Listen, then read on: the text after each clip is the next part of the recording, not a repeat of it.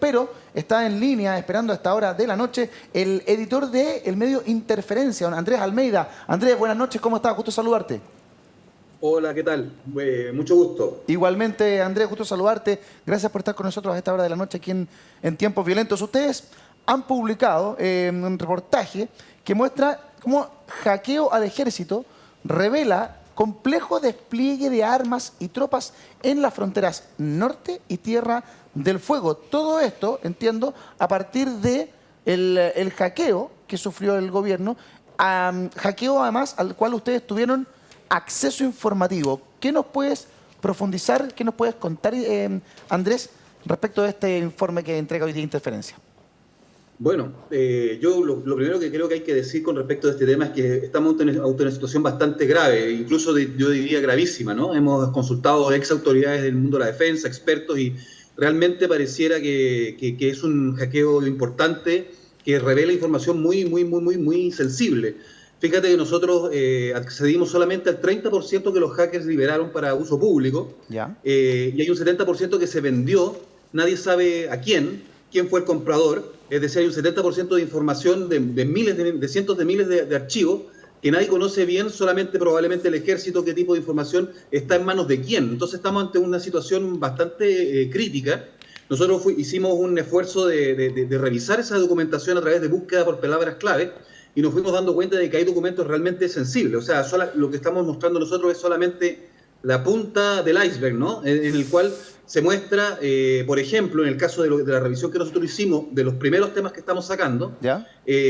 cómo cualquier persona puede acceder a los datos de despliegue logístico del ejército, tanto en tierra del fuego, a propósito de ejercicios que se hacen con cierta habitualidad para simular situaciones de enfrentamiento, pero que de todas maneras esos ejercicios te van mostrando cuántas tropas se despliegan, en qué lugares, con cuántos recursos. O sea, es una información que Andrés. es absolutamente clave, y aún más grave, porque con Argentina en realidad esos son ejercicios por ahora súper hipotéticos, pero mucho más grave me parece a mí que se revela todo el despliegue logístico del ejército en la zona norte, ¿no? Claro. Tenemos documentos de 2020 que muestran cómo se está moviendo el ejército y todo el dispositivo logístico, lo cual no es por Perú y Bolivia, sino porque eso ¿Andrés? se transforma de alguna manera en un manual para evadir el ejército en la frontera, Claro. con la crisis migratoria. Me gustaría recordarle a la gente que nos está viendo a esta hora de la noche que esto ocurre a partir de lo que sucedió el día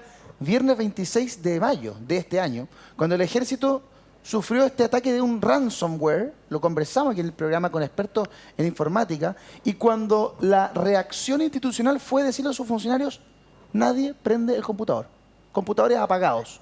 Estuvo 3 días la institución con los computadores apagados, y se decía que el principal daño estaba en la intranet del ejército.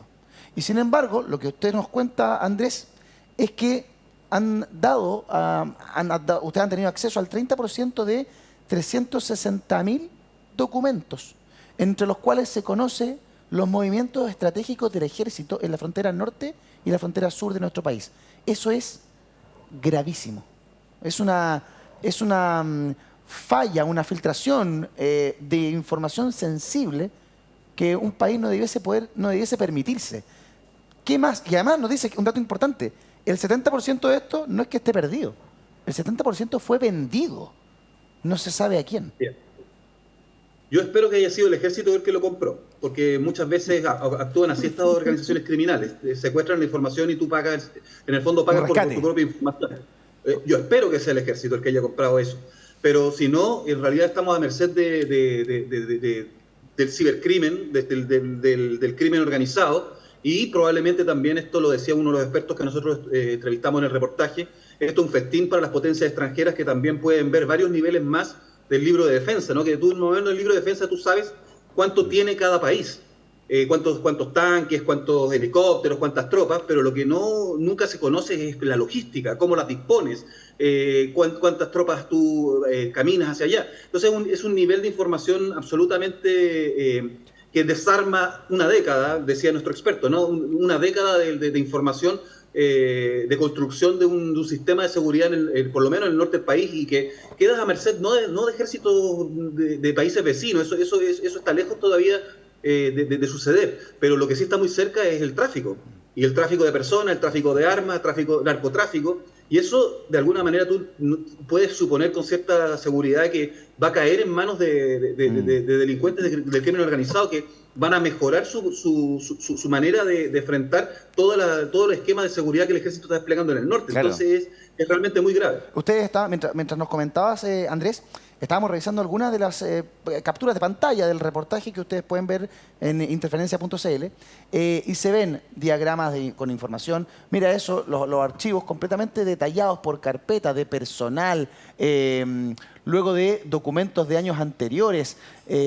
Hay información respecto de el plan Enlace, ¿cierto? Planillas, planillas con aprobación, ¿no? O sea, hay aranceles, hay información muy sensible. Luego, descripciones de lo que hace el ejército o de los planes del ejército. Esto es secreto, diagrama de situación fronteriza de la VIDE. Perú, Chile y Bolivia, con los kilómetros de extensión entre cada una de esas fronteras, los despliegues de nuestro país ahí. Otra información que es secreta, Ejército de Chile, sexta división, con quienes realizan esto, quienes ordenan eso, cuándo se actualiza. Es un estudio de seguridad militar del cuartel general de la VIDE. Hay muchísima información sensible. Luego, detalle de estacionamientos. Patio de los Naranjos. Esto es el plan de aparcamiento de la escuela militar, no es propiamente tal el Palacio de la Moneda, sino que algo que ocurrió en la escuela militar el año 2022, número de contacto, encuadramiento, tipo de vehículo, marca, modelo, patente, el grado de quién se estaciona ahí, el nombre, el apellido. O sea, de verdad es una radiografía muy profunda de los documentos sensibles de nuestro ejército en tiempos en que vivimos conflicto, además, con nuestros países vecinos a partir de múltiples cosas, entre ellas el fenómeno migratorio, Andrés. Sí, es como tú dices, es gravísimo.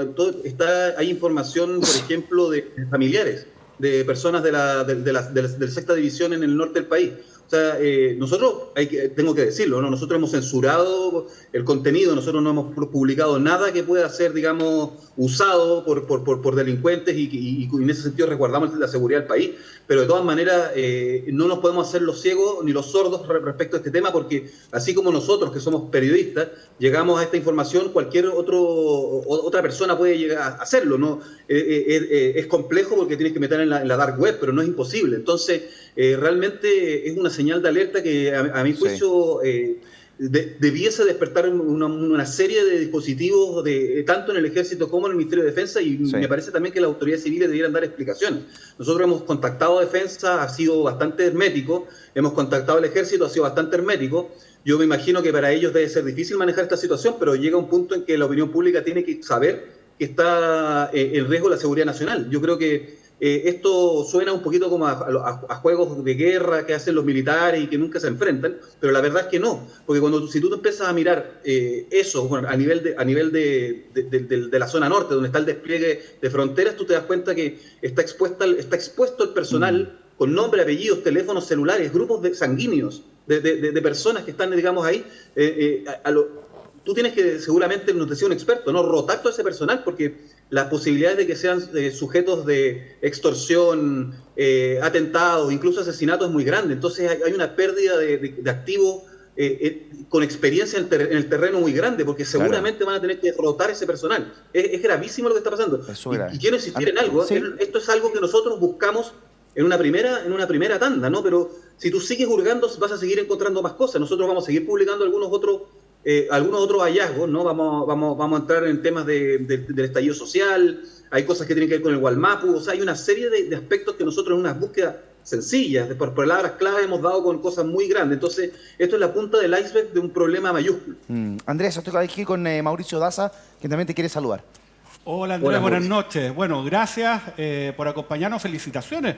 Nosotros hablamos del rol del periodismo independiente con Timeline en Antofagasta, que reveló, ¿no?, esta trama de Democracia Viva. Ahora ustedes hacen esta revelación que la verdad que es impactante, porque por lo que ustedes mismos publicaron, hay información pormenorizada sobre los cuarteles generales de la institución y sus planos, además de armamento, vehículos y soldados disponibles en las distintas unidades del Ejército de Chile.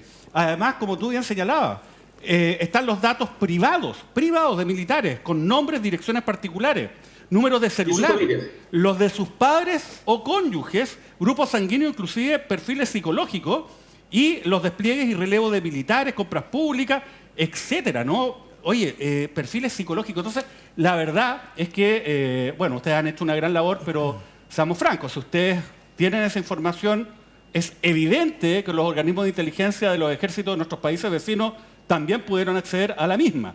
Entonces, la pregunta es, bueno, tú dijiste que consultaron al ejército. ¿El ejército no les dijo absolutamente nada acerca de esto? Y lo segundo, No. ¿de qué manera ustedes chequearon de que esta información fuera verdadera, digamos? O sea, que realmente corresponda a antecedentes que hayan sido hackeados desde las bases informáticas del ejército. Una de las preguntas que le hicimos al ejército fue sobre la verosimilitud, la veracidad de los documentos, frente a lo cual el ejército declinó de responder. Si hubiesen sido falsos, tenemos entendido que lo hubiesen dicho. Nosotros les dimos el número, la descripción del documento, de cada uno de los documentos que ocupamos, por lo menos en este primer reportaje. Lo otro es que es muy difícil que se haga, digamos, alguna falsificación en torno a cientos de miles de documentos que son todos al menos verosímiles. Nosotros hicimos algunas pesquisas, por ejemplo, de los nombres de quienes escribían los documentos para ver si correspondían a las divisiones. Y sí, o sea, cada militar que firmaba alguno de los documentos que nosotros encontramos correspondía a la división, pertenecía al ejército. Entonces, hicimos también esa comprobación que no es exhaustiva, pero por lo menos nos dio una señal. Y lo otro es que también es muy difícil o sea, nosotros hicimos personal nuestro sacó la información de Ricida, ¿no? de los hackers. Entonces, sabemos que esos documentos provienen de una base de datos, que es muy difícil que estos hackers, además de hackear el ejército, inventen digamos, documentación. Claro, uno siempre podría decir que podría haber algún tipo de información o documentos que sean falsos en este tipo de filtraciones. Tú filtras, qué sé yo, 99% de documentos verdaderos y 1% falsos, eso puede ser. Pero nosotros hicimos el esfuerzo de preguntarle al ejército por cada uno de los documentos que ocupamos para el reportaje, para el primer reportaje. Entonces, frente al silencio del ejército, nosotros suponemos con bastante seguridad que eso es así. Otro elemento también de comprobación fue expertos, ¿no? Nosotros mostramos los documentos de algunos expertos y ellos no tenían ninguna razón para pensar que no se trataban de documentos oficiales del ejército. Andrés, la verdad es que la situación es bien increíble, increíblemente sensible. Yo te quiero agradecer el contacto con el programa, felicitar como siempre al periodismo independiente de Interferencia, invitar a la gente que apoye también el periodismo independiente a través de aportes financieros, ¿cierto? Que cada uno puede hacer a través de la página de ustedes. Sí, muchas gracias por mencionar eso, ¿no? Que hacemos periodismo independiente, tenemos un sistema de suscripción y bueno, podemos hacer eso ya que tenemos a miles de lectores que entregan mensualmente una cuota de 3.000 pesos, que no es mucho, para que nosotros hagamos este periodismo y bueno, y además reciben una serie de granjerías, acceso full a los contenidos, newsletters, sorteos, etcétera. Así que te agradezco mucho la mención porque realmente es importante para nosotros esto, para poder seguir haciendo esta labor. Exactamente. Un abrazo grande, Andrés Almeida, editor de Interferencia. Estaremos muy atentos a las próximas entregas informativas respecto de esta temática. Un abrazo. Gracias a ustedes. Nos vemos. Un abrazo para ustedes también.